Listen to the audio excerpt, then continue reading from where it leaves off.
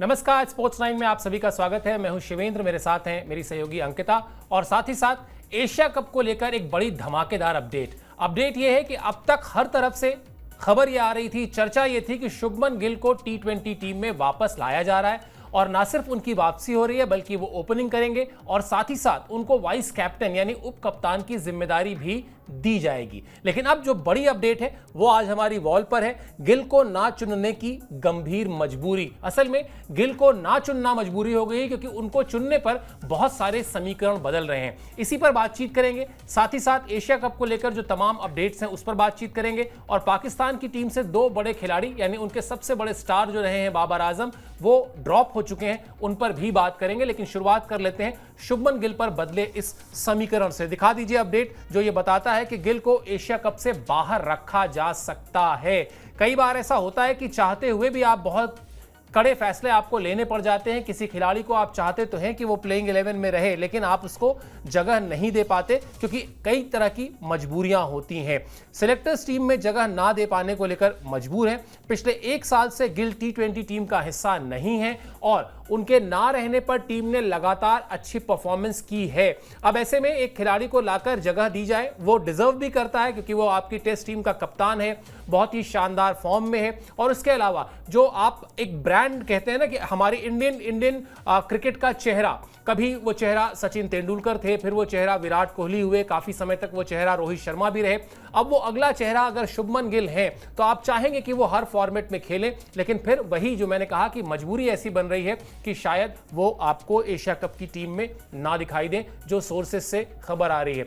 अब अंकिता, बिल्कुल एक तरीके से मोहर लग गई थी। हर तरफ से जो सोर्सेस बता रहे थे नहीं नहीं शुभमन गिल आ रहे हैं वापस, उनको वाइस कैप्टन भी बनाया जा रहा है और उनको ओपनिंग भी कराई जाएगी, संजू सैमसन नंबर 3 पर आ जाएंगे। लेकिन अब जो बिल्कुल लेटेस्ट यानी जैसे जैसे वो सिलेक्शन की तारीख बिल्कुल पास आ गई वैसे वैसे अब जो खबर आई है वो आ रही है कि नहीं जी, शुभमन गिल को हम नहीं रख पाएंगे क्योंकि उससे बहुत सारे समीकरण बदल रहे हैं। फटाफट आपको बताते हैं बीसीसीआई के सोर्स ने क्या कहा, उसके बाद अंकिता के साथ इस पर चर्चा भी करेंगे।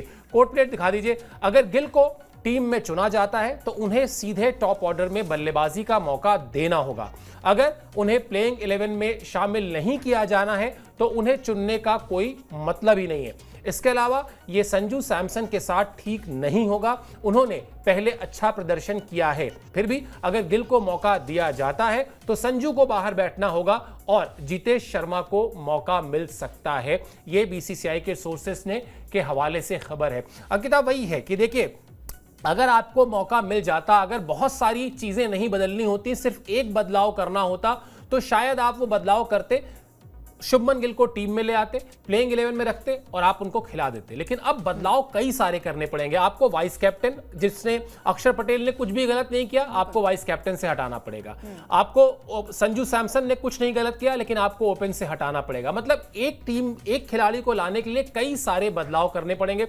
शायद इसीलिए सिलेक्टर्स मजबूर हैं कि शुभमन गिल को बाहर रखा जाए। और देखिए, एक बड़ा फैक्टर ये भी हो सकता है कि लगातार जो खिलाड़ी जिस फॉर्म में थे और जो खिलाड़ी जो है वो ओपनिंग करते थे, चाहे अभिषेक और संजू की बात हो, वो जोड़ी जो है वो लगातार अच्छा प्रदर्शन भी कर रही है। तो अगर वहां से वो जोड़ी ब्रेक होगी तो कहीं ना कहीं वहां पर भी असर पड़ेगा। और जब आपको इतने सालों से आपने जो है वो टी20 इंटरनेशनल मैचेस नहीं खेले तो वो भी असर करेगा। हालांकि अभी हाल फिलहाल की फॉर्म गिल की बहुत अच्छी है, लेकिन हाँ, अगर एक खिलाड़ी को एंट्री मिलती है तो बाकी प्लेयर्स को जो है वो हाथ धोना पड़ सकता है, उन्हें टीम में मौका नहीं मिल सकता। और संजू सैमसन जो है वो हर बार हमने देखा है कि बली का बकरा जो है वो संजू सैमसन ही बनते हैं। लेकिन हाल फिलहाल की फॉर्म की बात करें तो जिस तरीके का प्रदर्शन उन्होंने किया है, जो अभी पिछली सीरीज हुई थी वहां पर जिस तरीके का प्रदर्शन संजू सैमसन ने किया है वो कमाल का है। तो वो जोड़ी जो है वो दिमाग में भी फिक्स हो गई है और कहीं ना कहीं टीम सेलेक्टर्स भी यही चाहते हैं कि हमें वही परफॉर्मेंस देखने को मिले जो अभी तक जो पिछले मैच में देखने को मिली। और ये जो रोड मैप तैयार किया जा रहा है वो कहीं ना कहीं टी20 वर्ल्ड कप को भी देखते हुए तैयार किया जा रहा है, क्योंकि वो खिलाड़ी जो है वो अपने आप में सेट हो जाते हैं। जब आपने संजू सैमसन को मौका दिया,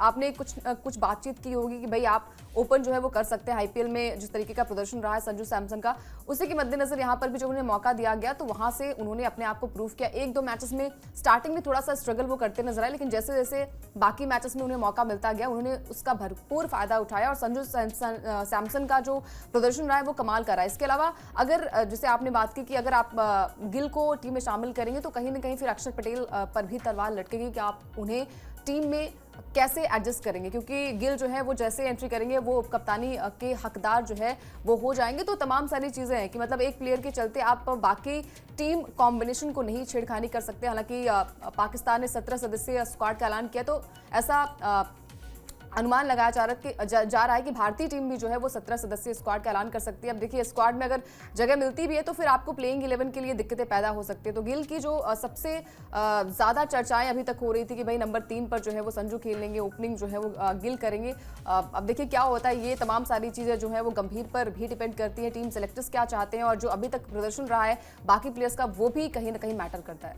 बिल्कुल मैटर करता है, और इसीलिए जो कहा जाता है कि भाई गौतम गंभीर एक ऐसे कोच हैं जो किसी एक खिलाड़ी को लेकर आगे नहीं चलना चाहते, वो हमेशा टीम को लेकर आगे चलते हैं। उनके लिए टीम सबसे पहले आती है, यही उनसे एक्सपेक्टेड भी है, यही उनसे उम्मीद भी की जाती है।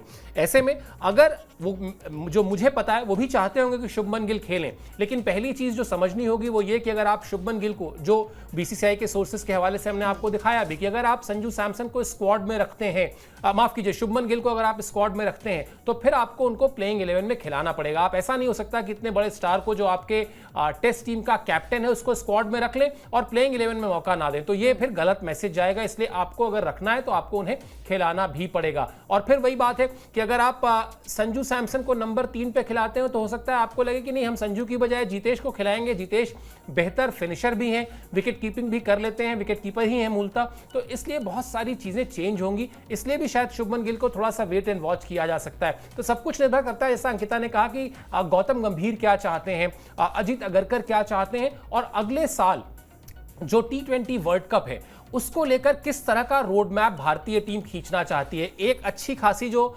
रणनीति बन चुकी है, एक अच्छा खासा जो तालमेल खिलाड़ियों में बन चुका है, क्या उस तालमेल को बहुत सारा हिला डुलाकर और एक खिलाड़ी को सेट करना ठीक होगा, ये सब तय करना सिलेक्टर्स का काम है। जब वो बैठेंगे, मुंबई में चयन समिति की बैठक होगी तो उसमें इन विषयों पर जरूर चर्चा होगी। अगर एक आध बदलाव करना होता तो शायद कुछ नहीं होता, लेकिन बदलाव कई सारे करने पड़ेंगे। शुभमन गिल का आपको T20 करियर भी दिखा देते हैं कि आखिर उनका T20 करियर जो रहा है इंटरनेशनल, वो कैसा रहा है, तो उससे भी थोड़ी सी समझ बढ़ेगी हमारी। मैच 21 खेले हैं, रन 578 हैं, औसत 30.42 का है और स्ट्राइक रेट 139.27 का है। स्ट्राइक रेट को हमने अलग से रंग में एक हाईलाइट करके लिखा भी इसीलिए है क्योंकि हमें लगता है, हम अभी बात भी करते हैं अंकिता से इस पे, कि संभवतः ये एक ऐसा पक्ष है जो शुभमन गिल के साथ नहीं जाता है, क्योंकि भारतीय क्रिकेट इस वक्त आपने देखा होगा, हमने लगातार उस पर शोज भी किए थे, हाई रिस्क हाई रिवॉर्ड की थ्योरी पर भारतीय क्रिकेट चल रहा है। यानी हम रिस्क लेंगे और रिस्क में अगर हमको कभी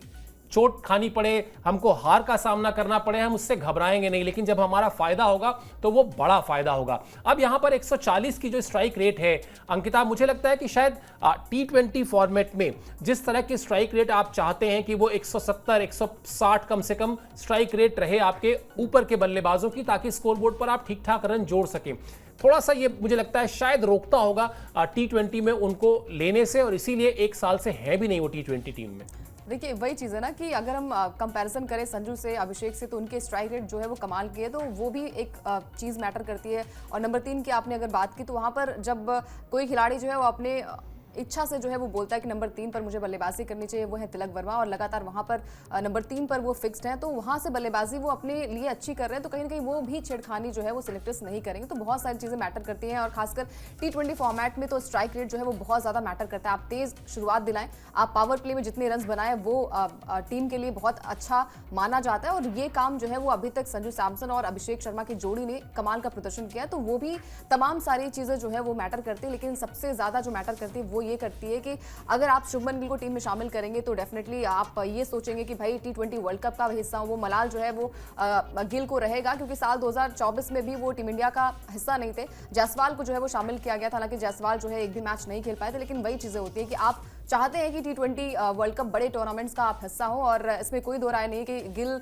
कप्तानी के लिए भी प्रबल दावेदार हैं। और जिस तरीके का प्रदर्शन IPL में किया था, हालांकि 2024 में उस तरीके का प्रदर्शन नहीं था, पहली बारी कप्तानी वो करते नजर आए थे, लेकिन जैसे ही 2025 में हमने देखा वो अलग तरीके का पोटेंशियल, वो अलग तरीके की लीडरशिप गिल में नजर आई थी। तो अब देखिए वही चीज़ें हैं कि एक खिलाड़ी को फिट करने के लिए आपको जो है वो पूरा का पूरा आपको जो कॉम्बिनेशन है वहाँ पर छेड़खानी करनी पड़ेगी, और गिल जो है वो आपको मतलब टॉप ऑर्डर में ही नजर आने वाले हैं, या फिर वो वो ओपनिंग करेंगे या फिर नंबर 3 पर वो बल्लेबाजी करते नजर आ सकते हैं। लेकिन एक खिलाड़ी के लिए फिर बाकी खिलाड़ियों को सेक्रीफाइस थोड़ा सा करना पड़ सकता है। लेकिन जो इनफॉर्म बल्लेबाज है, चाहे हम संजू सैमसन की बात करें, चाहे अक्षर पटेल की बात करें, जिस तरीके की बल्लेबाजी वो करते हैं वो कमाल की रहती है। और गेंदबाजी भी हमने देखा है कि यूएई की सरजमी पर स्पिनर्स का बोलबाला देखने को मिल सकता है। तो दिक्कतें हैं, बट देखते हैं कि सिलेक्शन कमेटी क्या कुछ फैसला लेती है। बिल्कुल ये कठिन फैसला होगा, क्योंकि एक खिलाड़ी जो इंग्लैंड में 750 से ज़्यादा रन बनाकर आ रहा है, जिसको आपने अपनी टेस्ट टीम की कमान सौंपी हुई है और जिसको लेकर इतनी चर्चा है,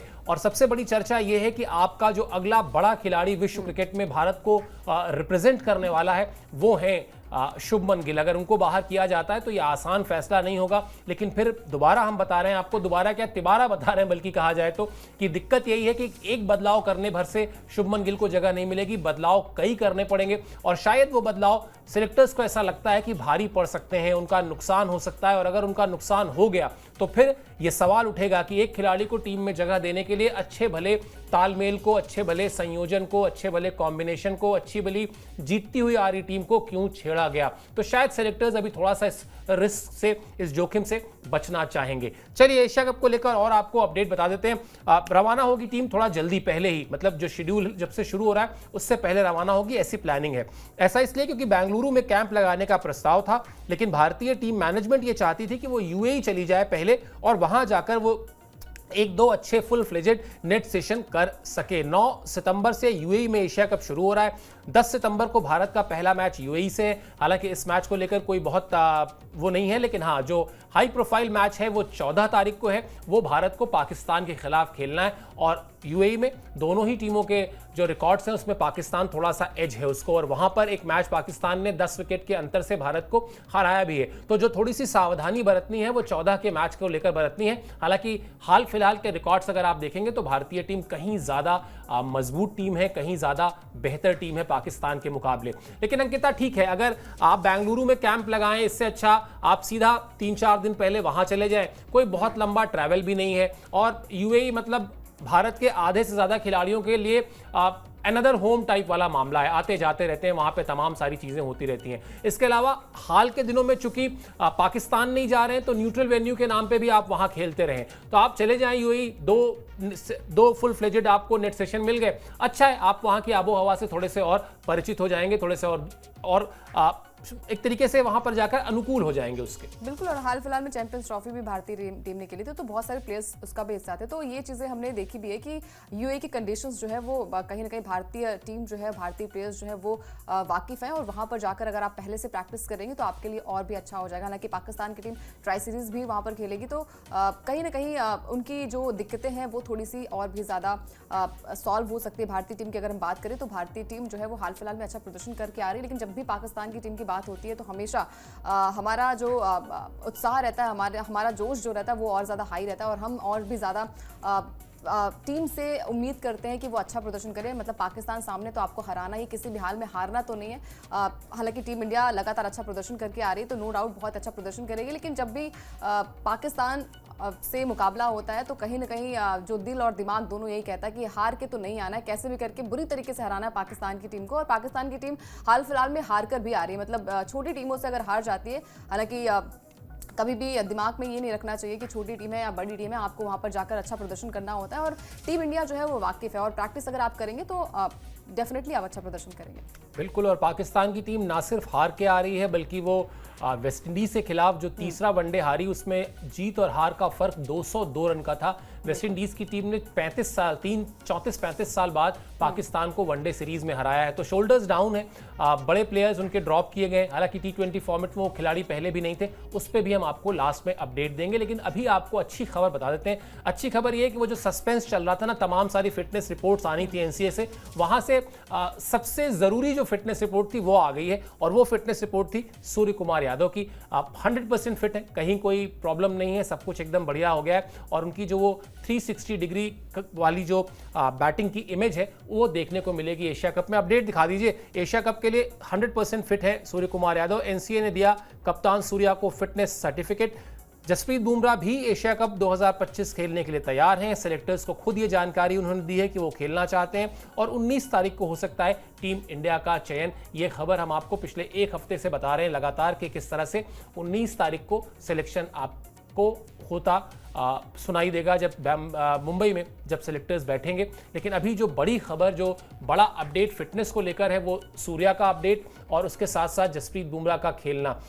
बड़ी शानदार, बड़ी लीथल टीम बन रही है ये। अगर मतलब सूर्या जो कि 100% फिट है, आपको आएंगे ही आएंगे, और उधर से आप जसप्रीत बुमराह को बॉलिंग डिपार्टमेंट संभालते देख लें, तो वो जो एक आप कहते हैं ना कि एशिया में अगर बादशाहत की जंग को लेकर आप जो चाहते हैं फुल फ्लेजेड टीम जाए, वो टीम उतरे मैदान में जो एकदम अलग दिखाई दे, ताकतवर दिखाई दे, आपको वो सब कुछ मिल रहा है। आपको वो तमाम खिलाड़ी जो अनफिट थे, अलग अलग वजहों से, छोटी बड़ी चोट थी, वो सारे के सारे खिलाड़ी आपको आते हुए दिख रहे हैं। तो अच्छा परफॉर्मेंस रहना चाहिए। और दादा ने, सौरव गांगुली ने मुझे याद है हफ्ते भर पहले कहा था कि भारत सबसे तगड़ी दावेदार है। तो ये जब खिलाड़ी ये सारे आ जाएंगे तो ये दावेदारी और मजबूत ही होगी। बिल्कुल। और देखिए मतलब जो दो खिलाड़ी हैं वो सीनियर खिलाड़ी भी हैं, और जब आपकी टीम में वो शामिल होते हैं तो आप अपने आप में बहुत अच्छा फील करते हैं और टीम कॉम्बिनेशन भी कहीं ना कहीं अच्छी नजर आती है। जसप्रीत बुमराह के आने के बाद से आपको फिर ये टेंशन नहीं होती है कि बाकी प्लेयर्स जो है वो दबाव में नहीं आएंगे। डेफिनेटली जो सामने वाली टीम है, जो विरोधी टीम है, वो उनके लिए खतरे की घंटी साबित हो सकती है, क्योंकि जिस तरीके का प्रदर्शन बुमराह का रहता है, चाहे वो किसी भी कंडीशन की बात करें, वहां पर अपना प्रदर्शन जो है वो बढ़िया करते हैं। और बाकी सूर्य कुमार यादव की अगर हम बात करें तो उन्होंने पहले ही जो नेट में प्रैक्टिस की, उसकी वीडियो भी शेयर किया। हालांकि जब तक एनसी की तरफ से कुछ तस्वीरें क्लियर नहीं हो जाती और बातें सामने नहीं आती, तब तक आप जो है वो पूरी तरीके से फिट नहीं माने जाते। वो भी आ गया सेंटर ऑफ एक्सीलेंस की तरफ से, जो है वो ग्रीन झंडी, जो है वो हरी झंडी मिल चुकी है उनकी फिटनेस को लेकर, तो ये अच्छी बात है। और जब आप किसी की कप्तानी में एक लंबे समय से खेलते हैं तो कहीं ना कहीं आप भी ढल जाते हैं कि भाई सूर्या की कप्तानी में लकी कैप्टन भी माने जाते हैं, क्योंकि अभी तक जितनी भी सीरीज हुई है भारतीय टीम को वहां पर हार का सामना नहीं करना पड़ा। एक मैच साउथ अफ्रीका के खिलाफ ड्रॉ रहा, अदरवाइज जितने भी मुकाबले, जितने भी सीरीज यहाँ पर भारतीय टीम ने खेले, वहां पर सूर्या की कप्तानी में टीम इंडिया को जीत मिली है। तो इसी के साथ जो है वो भारतीय टीम जो है यही चाहेगी कि भाई T20 वर्ल्ड कप भी नजदीक है, उसके मद्देनजर एशिया कप भी भारतीय टीम के लिए बहुत ज्यादा इंपॉर्टेंट होने वाला है, जहां पर Surya Kumar Yadav fit and fine है। और ये हमारे लिए भी और टीम सिलेक्शन के लिए भी, टीम सिलेक्टर्स के लिए भी अच्छी खबर है। बिल्कुल। और इस सबसे अच्छी खबर इस लिहाज से है क्योंकि हम जो बार बार कहते हैं ना कि बड़ा चश्मा अगर देखा जाए तो अगले साल T20 वर्ल्ड कप का है। अगर उसके लिए आप अभी से प्रिपेयर्ड हैं, एशियन चैंपियन आप बनते हैं, तो कहीं ना कहीं आपका दावा उस बड़ी ट्रॉफी के लिए भी होता है मजबूत, क्योंकि आईसीसी की ट्रॉफीज कम है। हाल फिलहाल में चैंपियंस ट्रॉफी मिली, उससे पहले T20 वर्ल्ड कप जीता था हमने, तो वो थोड़ी सी ट्रॉफियों के आने का सिलसिला शुरू हुआ है। इसको बढ़ाया जा सकता है और हमेशा कप्तानी जिसके हाथ में रहती है वो चाहता है कि उसके कप्तान रहते हुए आईसीसी ट्रॉफीज जीती जाए, क्योंकि बायलेटरल सीरीज जीतना, बायलेटरल कोई टूर्नामेंट जीत लेना या कोई ट्राई सीरीज जीत लेना, उससे कहीं ज्यादा महत्व एशिया कप या फिर आईसीसी की चैंपियंस ट्रॉफी या फिर वर्ल्ड कप या T20 वर्ल्ड कप जैसी ट्रॉफीज का रहता है। चलिए पाकिस्तान का अपडेट आपको बता देते हैं, क्योंकि हमने कहा था बड़ी खबर जो है वहां पर यही है कि बाबर आजम और रिजवान जो है वो ड्रॉप पहले से थे T20 फॉर्मेट से। एशिया कप का असल में सिलेक्शन जो किया पाकिस्तान की टीम ने, वो टीम का ऐलान कर दिया है। उस टीम में बाबर आजम और मोहम्मद रिजवान को जगह नहीं मिली है।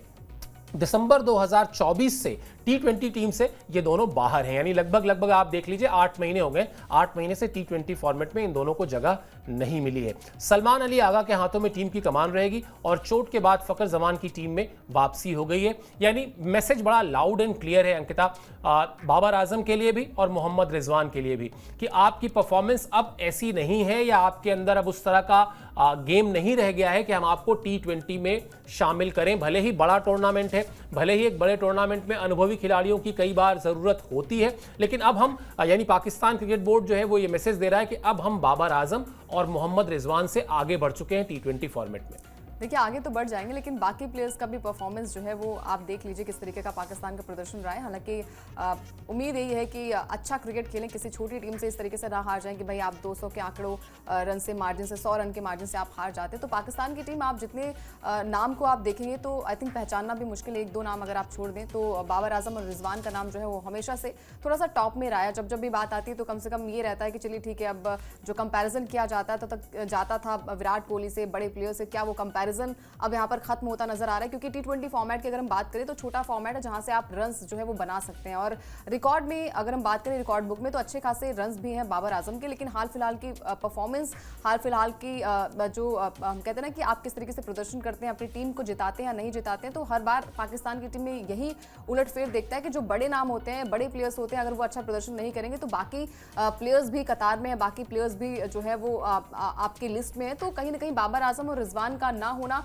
एक तरीके से खतरे की घंटी है पाकिस्तान के लिए भी, क्योंकि अगर आप इन प्लेयर्स के आंकड़ों पर नजर डालें तो अच्छे खासे आंकड़े हैं। और चलिए ठीक है, अगर आपने सलमान अली आगा को कप्तान बनाया, लेकिन इन दो खिलाड़ियों का ना होना आपके लिए जो है वो सबसे बड़ी चुनौती भी हो सकती है। एशिया कप भी है, फिर उसके बाद T20 वर्ल्ड कप भी है। आपका प्रदर्शन पिछले अगर हम 4 साल के रिकॉर्ड की बात करें तो वो पाकिस्तान जो है वो लगातार प्रदर्शन उनका फीका नजर आ रहा है। और हाल फिलहाल के प्रदर्शन की बात करें तो वहाँ पर जैसे हमने बात की कि भाई वेस्ट इंडीज के खिलाफ 202 रन के बड़े अंतर से आप हार जाते हैं, तो ये दर्शाता है कि आपकी टीम कॉम्बिनेशन कितना भी अच्छा कर ले, आपका प्रदर्शन जो है वो हर किसी को पता है।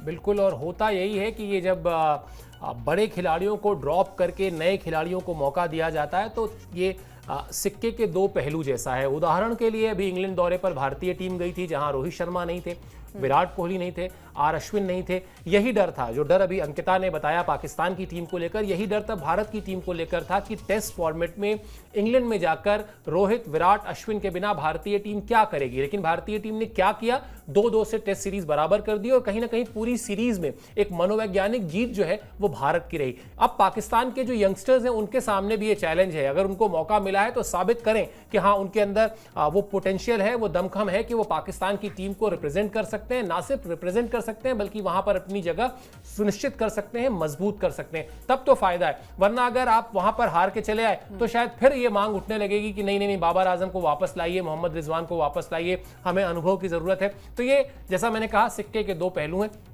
दोनों पर आपको बातचीत करनी चाहिए। चलिए, अब तो टीम सिलेक्शन बिल्कुल पास आ गया है और निश्चित तौर पर जैसे हमने बताया शुभमन गिल को लेकर जो बड़ा अपडेट, जिस तरह से वहां पर एक यू टर्न देखने को मिला सेलेक्टर्स की सोच में, अप्रोच में, इस तरह का कोई भी अपडेट होगा सबसे पहले आपको हम स्पोर्ट्स 9 पे बताएंगे। आपको सिर्फ स्पोर्ट्स 9 को सब्सक्राइब करना है, बाकी जिम्मेदारी हमारी है आपको अपडेट करने की। अभी आप इस शो पर हमारे साथ जुड़े, मेरी तरफ से, अंकिता की तरफ से बहुत बहुत शुक्रिया, बहुत बहुत आभार।